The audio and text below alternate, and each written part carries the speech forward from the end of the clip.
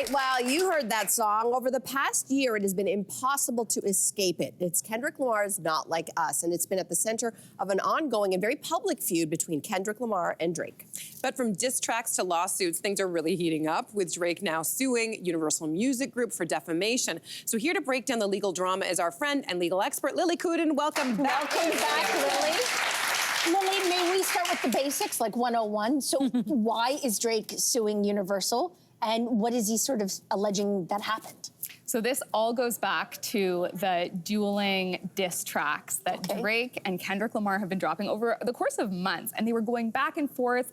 The insults were getting spicier. We heard infidelity. We heard Drake has a secret second child that nobody knows about. Then comes this song where Kendrick Lamar accuses Drake of being, his words, a pedophile. And it was said explicitly. Yeah. You showed the artwork already. It is a aerial view of Drake's mansion that has symbols. There it is, the registered sex offender.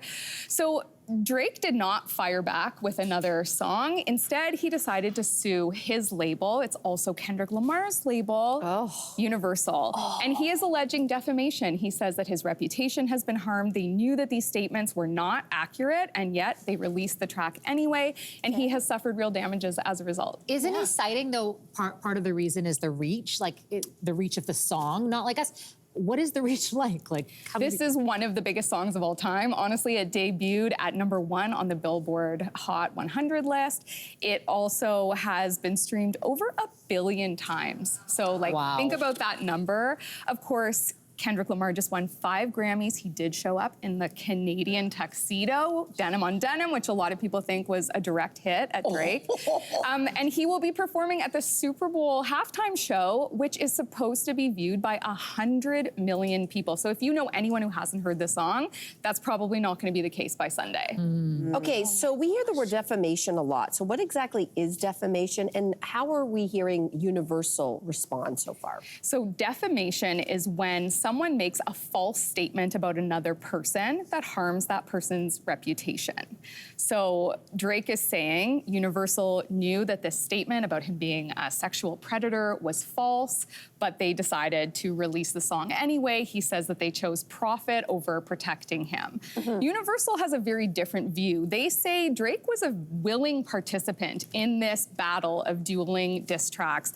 And, you know, it was an escalation. So Drake participated until just before this point. You know, Universal says it also just makes no sense for them to try to harm his reputation. He's their artist. They've invested a lot in him, and they say, why would we try to harm Drake's reputation? So not a surprise that they disagree about those facts. So as you're pointing out, there were many diss tracks for, I think, a decade going back and forth. Both Drake and Kendrick were hurling insults. But why might this particular song take things from freedom of expression into defamation? That's a great question. You know, we always want to protect freedom of expression, especially for artists who need to be free to talk about controversial things. But freedom of expression is not without its limits. You know, hate speech, for example, or inciting violence. We do have many cases where we say we can limit freedom of expression. You cannot just go around saying whatever you want about anyone based on freedom of expression if those things are not true and if they harm someone else. So why did Drake decide to sue Universal, his own label, right, rather than Kendrick? Because he's maturing. No, I'm just kidding. I told you guys. I told you. No, in a defamation case, often there will be a choice. Some people will name many defendants, and it is very interesting. The person who wrote this lyric is not even named as a defendant in the case.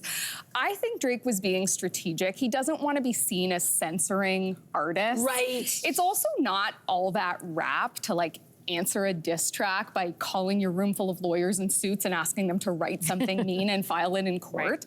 So I think Drake is conscious of the reputation. He wants to go after the label that is a corporation, and he thinks it'll be a little more palatable. I don't know if people have seen it that way, though. I think that was the intention. You know, you mentioned Super Bowl. Sorry, you mentioned Super Bowl. If he does perform it at the Super Bowl, are there going to be legal consequences?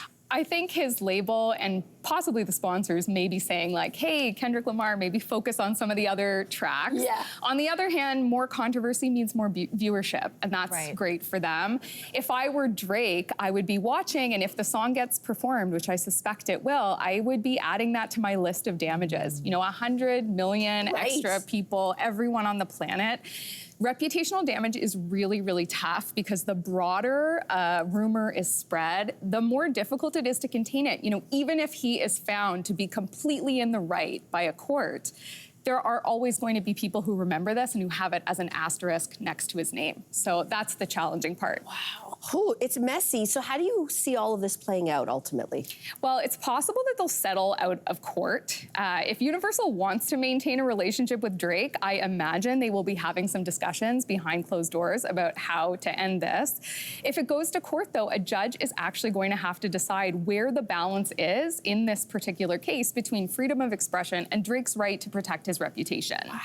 I mean, yeah, if the lawsuit is successful, I wonder if there's a precedent that's maybe being set within the music industry when it does come to freedom of speech. Is that what people are kind of also talking about? People are nervous about it because if a label can be held accountable for what all of their artists say, especially when we have these, you know, diss track battles, it could definitely have a chilling effect on what artists do. My guess is that if a judge finds in favor of Drake, they will confine this to its facts by saying, this is a really egregious case. He called him a pedophile. Like, each of us in our minds has a line of what is, you know, and maybe the line is like right there. So I don't anticipate it having a strong effect, but we'll definitely have to watch and see. Oh my God, we'll all be watching to see. Lily, thank you so much. You do such a great job of explaining all of this to us. you. We appreciate you. Thanks a lot, guys. Hey, you, come a bit closer. We've got so many more must-see interviews, spicy debates, lifestyle tips, and pop culture moments. So subscribe to our channel by tapping the logo below and don't miss out.